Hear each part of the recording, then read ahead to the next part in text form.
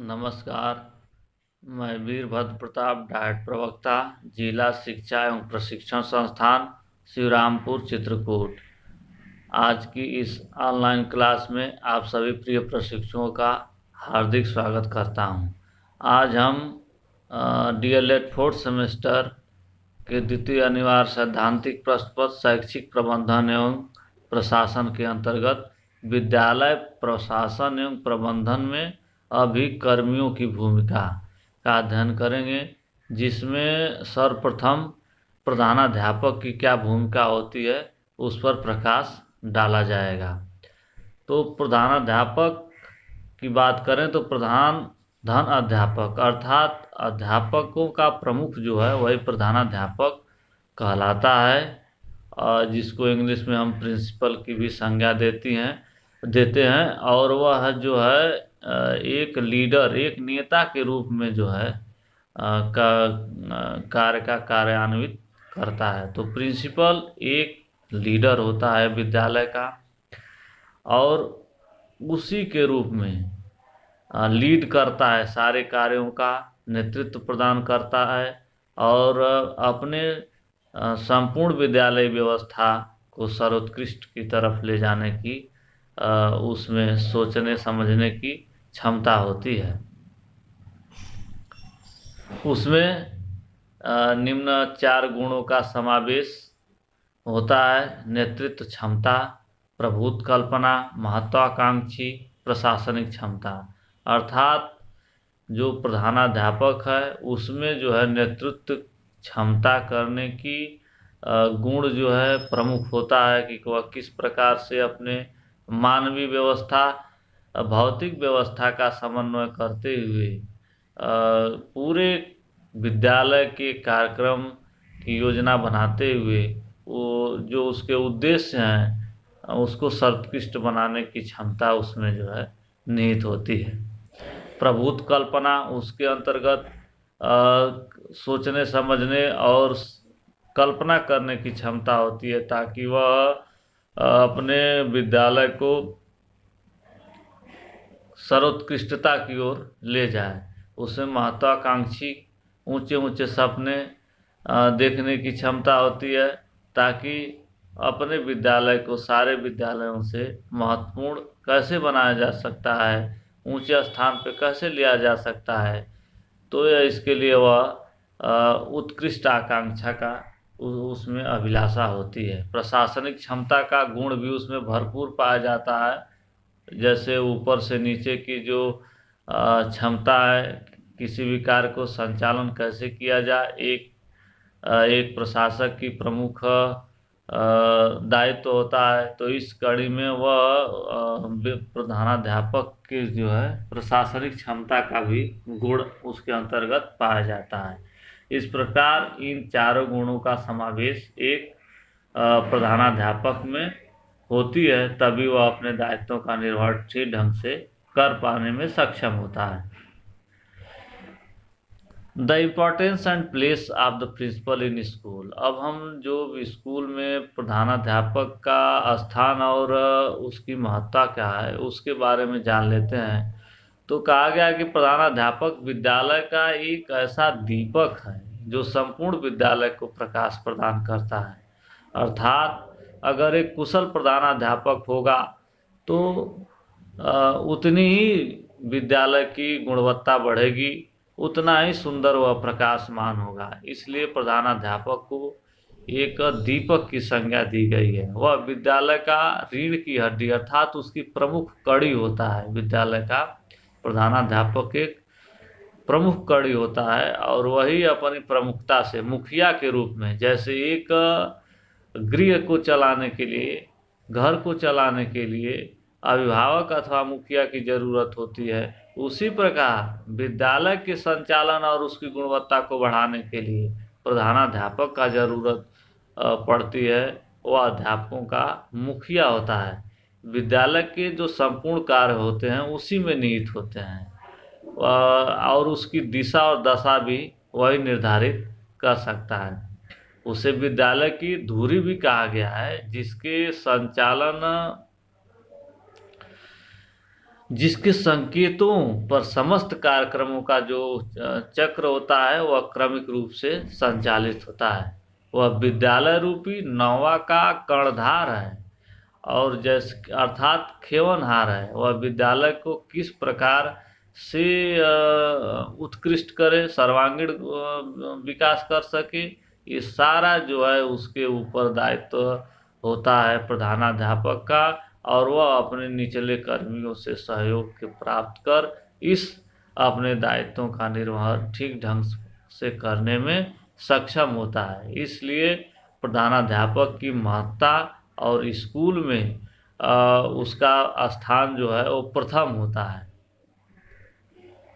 प्रधानाचार्य की प्रबंधकी भूमिका। प्रबंध में, मैनेजमेंट में प्रधानाचार्य की क्या भूमिका होती है, उसका बिंदुओं का हम अध्ययन करते हैं तो पाते हैं कि अगर दृष्टि और दिशा प्रदान करनी है किसी भी विद्यालय का, तो एक प्रधानाध्यापक ही कर सकता है।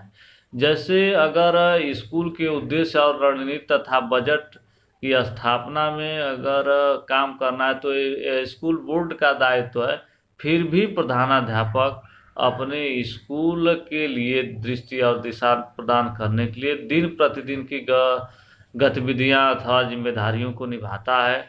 वह दैनिक कार्यों के लिए एक संरचना और रूपरेखा स्थापित करता है। प्रधानाचार्य किसी भी कार्य का संचालन अगर करता है तो उसमें मानक नीति और उसमें प्रतिक्रिया करने वाले संकाय के कर्मचारी तथा शिक्षक सभी सम्मिलित होते हैं, और उनके साथ मानवीय संसाधन जैसे शिक्षक हैं, कर्मचारी हैं, उनके साथ बैठकें भी आवधिक करता है समय समय पे।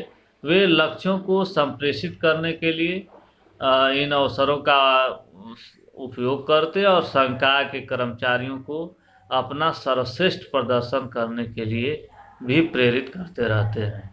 इस प्रकार अगर विद्यालय की सही दिशा में ले जाना है तो यह जिम्मेदारी प्रधानाचार्य की होती है, प्रधानाध्यापक की ही होती है। कर्मचारियों का मूल्यांकन भी वह करता है कि क्या उसके गुण और दोष हैं, और उन दोषों का अगर गुण है तो ठीक है, दोष है तो उसमें सुधार के लिए भी मार्गदर्शन देता है। अपना उसके ऊपर सर्वस्व न्यौछावर करके उस सुधारात्मक प्रक्रिया को निभाता है। प्रधानाध्यापक अपने स्कूलों में शिक्षण और सहायता में उत्कृष्टता सुनिश्चित करने का प्रभारी होता है।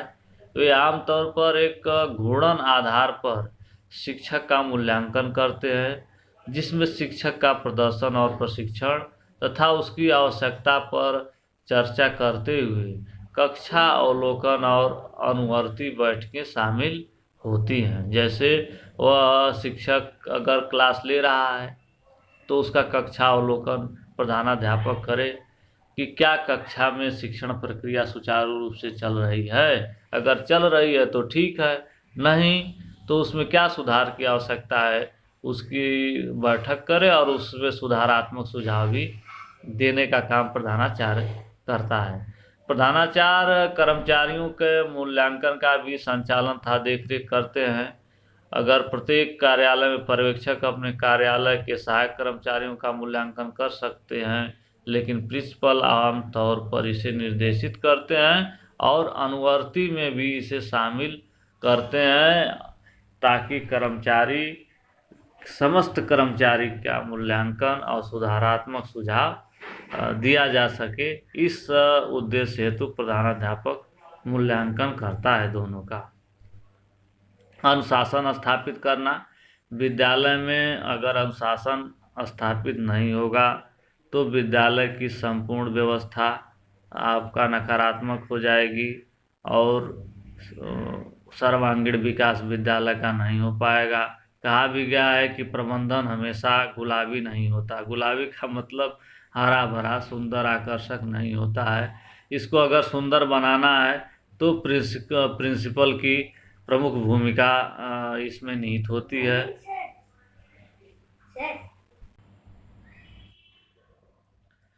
अगर प्रधानाध्यापक सुंदर ढंग से किसी विद्यालय में अनुशासन स्थापित करेगा तो उसका क्रियान्वयन सुंदर होगा तथा विद्यालय की गुणवत्ता बढ़ेगी। इसके अंतर्गत सबसे पहले वह संकाय या स्टाफ सदस्य पर स्कूल की नीति या कानूनों का उल्लंघन कोई करता है, उस पर कोई आरोप है, तो उसकी जो है प्रिंसिपल जांच करे और अपनी रिपोर्ट की जो आख्या है उसको स्कूल बोर्ड को दे। प्रधानाचार्य कार्यालय द्वारा शिक्षकों को भेजे गए छात्रों से बातचीत करके या किसी घटना की रिपोर्ट के बाद छात्रों के साथ स्कूल अनुशासन प्रक्रियाओं का प्रबंधन करता है। अगर इसमें कोई दोषी हो और किसी भी विद्यालय के बनाए गए नियमों का अगर कोई भी उल्लंघन करता है, छात्र हो या चाहे शिक्षक हो चाहे कोई अन्य कर्मचारी हो, तो उसके दंड का भी अथवा निलंबन का निर्णय भी प्रधानाध्यापक ले सकता है। चरम मामलों में जैसे कि जब कोई छात्र स्कूल में एक हथियार लाता है तो इसमें इसकी जो है दूर करने के लिए और उसको जो है दंड देने का भी कार्य प्राचार्य कर सकता है और स्कूल बोर्ड को इसकी सूचना देते हुए उसको निष्कासन करने का फैसला भी लिया जा सकता है। इसलिए अगर विद्यालय को सकुशल सर्वांगीण विकास पे ले जाना है तो उसकी अनुशासन के रूप में प्रमुख भूमिका होती है एक प्रधानाध्यापक की। राजकोषीय प्रबंधन। प्रधानाचार्यों के पास कुछ राजकोषीय और बजट प्रबंधन की भी जिम्मेदारियां होती हैं। इन जिम्मेदारियों को आमतौर पर जिले के बजट कार्यालय और प्रबंधक के साथ समन्वित किया जाता है। हालांकि प्रिंसिपल स्कूल के लिए आपूर्ति, उपकरण और संसाधनों की खरीद पर निर्णय ले सकते हैं, अर्थात विद्यालय की जो भौतिक संसाधन है, भवन है, फर्नीचर है, पंखा है, चाहे अन्य उपकरण है जो कक्षा शिक्षण में सहायक हो, उनकी खरीद करने के लिए निर्णय जो है प्रधानाध्यापक कर सकता है और इन उपकरणों के खरीद हेतु वह स्कूल बोर्ड से एक आधिकारिक अनुरोध भी कर सकता है। ये प्रधानाध्यापक की प्रमुख भूमिका होती है। तो ये आपकी राजकोषीय प्रबंधन, अनुशासन, ये सारी जो है विधियां इनमें जो का समावेश इसको के प्रबंधन में प्रधानाध्यापक की भूमिका होती है। अब हम शिक्षक की प्रबंधन की भूमिका में अध्ययन करेंगे, अर्थात प्रबंधन में शिक्षक की क्या भूमिका होती है उसका अध्ययन करेंगे। जब हम शिक्षक की बात करते हैं तो इन 3 अक्षरों सी, छ और क। सी का मतलब होता है शिक्षण प्रक्रिया को शिखर पर ले जाने वाला, जिसमें क्षमा और किसी कमजोरी को दूर करने की क्षमता हो, वही शिक्षक कहलाता है। तो किसी भी बच्चे की कमजोरी को दूर करते हुए क्षमा भाव का अनुकरण करते हुए शिक्षण प्रक्रिया को शिखर पर ले जाने वाला व्यक्तित्व ही शिक्षक कहलाता है। इंग्लिश में इसको टीचर की संज्ञा दी जाती है। टी का मतलब होता है ट्रैक्टफुलनेस इन प्रोफेशन, अर्थात जो व्यवसाय में चातुरता की भाव रखता हो। ई का मतलब एलिजिबल हो, योग्य हो। ये अवेयरनेस, उसमें जागरूकता की भावना हो। सी कैरेक्टरफुल, चरित्रवान हो। एच ऑनेस्टी हो, ईमानदार हो, उसमें ईमानदारिता का गुण हो। ई अर्नेस्ट इफोर्ट्स, यानी उसमें पूर्ण या सतत प्रयत्न करने का भाव निहित हो। आर रिफाइनमेंट अथवा रेगुलर, उसमें प्रगतिशीलता की भावना हो एवं वह जो है पंक्चुअल हो, रेगुलर हो। ये गुण जो है अगर एक शिक्षक में होगी तो वह शिक्षण की प्रक्रिया को सुंदर बना पाएगा। आध्यात्मिक प्राचीन काल में तो शिक्षक को गुरु ब्रह्मा, गुरु विष्णु, गुरुदेव महेश्वर की संज्ञा दी गई। वर्तमान में शिक्षक को मित्र एवं मार्गदर्शक के रूप में इसकी भूमिका का संज्ञा दी गया, अर्थात वर्तमान में जो शिक्षक होता है कुशल मार्गदर्शक एवं मित्र होता है और मित्रतापूर्ण व्यवहार करके ही वह शिक्षण की प्रक्रिया को उत्कृष्टता की ओर ले जाता है। अगर बात करें तो उसमें जो है स्किल्ड मैनेजर अर्थात कुशल प्रबंधक का गुण होता है।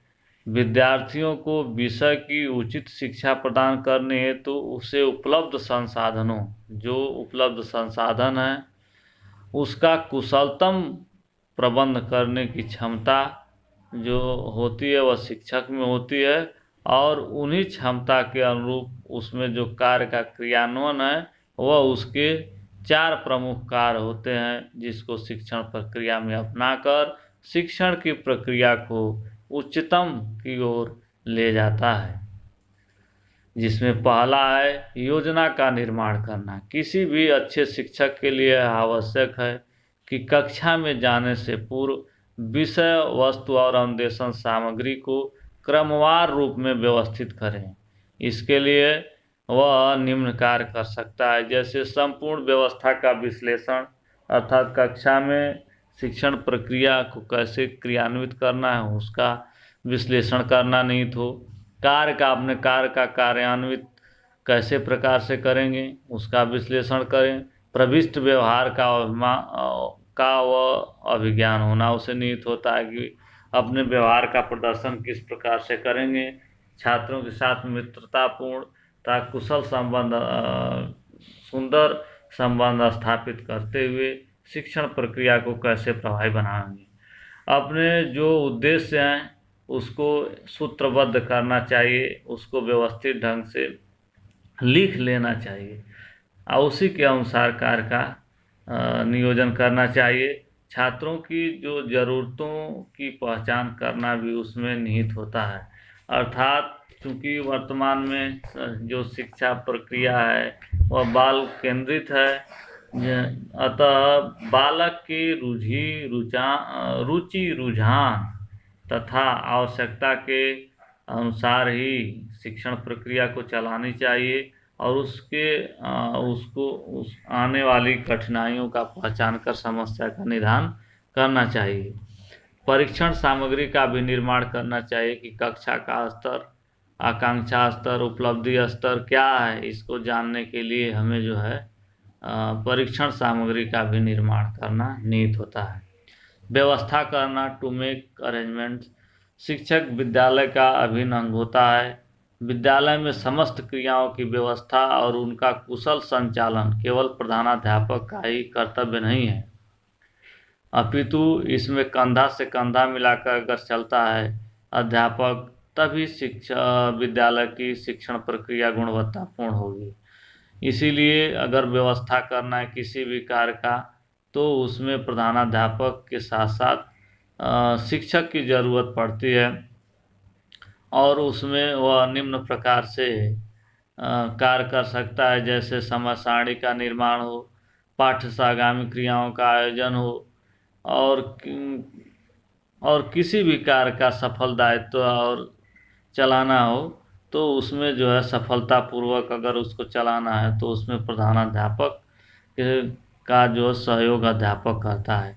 इस प्रकार विद्यालय में विभिन्न प्रकार की व्यवस्था बनाए रखने में अध्यापक की एक महत्वपूर्ण भूमिका होती है और उसका यह कर्तव्य भी होता है कि वह शिक्षण प्रक्रिया को सुंदर ढंग से चलाने के लिए अपनी इसमें सहभागिता सुनिश्चित करे।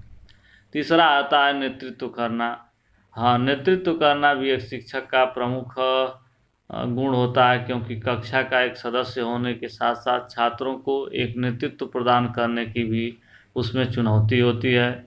अपने नेतृत्व में वह छात्रों में ज्ञान पिपासु प्रवृत्तियों का सृजन करता है और छात्रों को प्रोत्साहित भी करता है। वह उनके मन में उत्पन्न आकांठ इच्छाओं को उचित दिशा देता है। वह छात्रों के समक्ष पहल करके एक उदाहरण प्रस्तुत करता है। शिक्षक छात्रों की सक्रिय भागीदारी बढ़ाने के उपाय करता है। नेतृत्व प्रदान करने के लिए उसे जो कार्य हैं, 2 प्रमुख हैं, उसको करना पड़ता है। वह होता है संप्रेषण आयु का सही चयन करना। यानी जो विचारों का आदान प्रदान होता है उसी को हम संप्रेषण कहेंगे, और इसका सही ढंग से चयन करना, और उसमें अभिप्रेरणा तथा पुनर्बलन का सम्मिश्रण करके किसी भी कार्य को कुशल नेतृत्व देना है शिक्षक का प्रमुख गुण होता है, जो उसके लीडरशिप के अंतर्गत आता है। नियंत्रण करना, जो चौथा पॉइंट कार्य का होता, कार्य के रूप में शिक्षक का होता है, वह कंट्रोलिंग होती है। किसी भी शिक्षक को सबसे महत्वपूर्ण भूमिका एक नियंत्रक यानी कंट्रोलर के रूप में निभानी पड़ती है। अपने निरीक्षण, प्रेक्षण व जांच द्वारा वह एक नियंत्रक की भूमिका का निर्वहन करता है और शिक्षण प्रक्रिया को प्रभावी बनाता है। नियंत्रक के तौर पर वह निम्न कार्य करता है, जैसे शिक्षण व्यवस्था का मूल्यांकन करना, अधिगम व्यवस्था का परीक्षण करना, शिक्षण व्यवस्था का शोधन अर्थात शुद्धता प्रदान करना। ये उसके कंट्रोलिंग के अंतर्गत, नियंत्रण करने वाली सुविधा के अंतर्गत आपके सम्मिलित होते हैं। इस प्रकार जो शिक्षक के प्रमुख कार्य हैं उसमें नेतृत्व क्षमता का गुण हो, नियंत्रण करना हो, योजना का निर्माण करना हो और अनुशासन भी स्थापित करना हो, ये सारे जो गुण हैं वो शिक्षक के अंतर्गत आते हैं। और एक इन्हीं चारों गुणों का समावेश कर शिक्षक किसी भी शिक्षण प्रक्रिया को प्रभावी बनाता है। तो आज हम प्रधानाध्यापक और शिक्षक की विद्यालय में भूमिका का अध्ययन सुंदर ढंग से किए, और हम आशा करते हैं कि आप सभी समझ गए होंगे कि शिक्षक और प्रधानाध्यापक में की विद्यालय में क्या भूमिका और महत्ता होती है, तथा वह किस प्रकार से किसी भी विद्यालय की शैक्षिक गुणवत्ता को बढ़ाने में मदद करते हैं, उसका हमने अध्ययन किया। धन्यवाद। आगे फिर हम अगली विषय वस्तु के साथ मिलते हैं।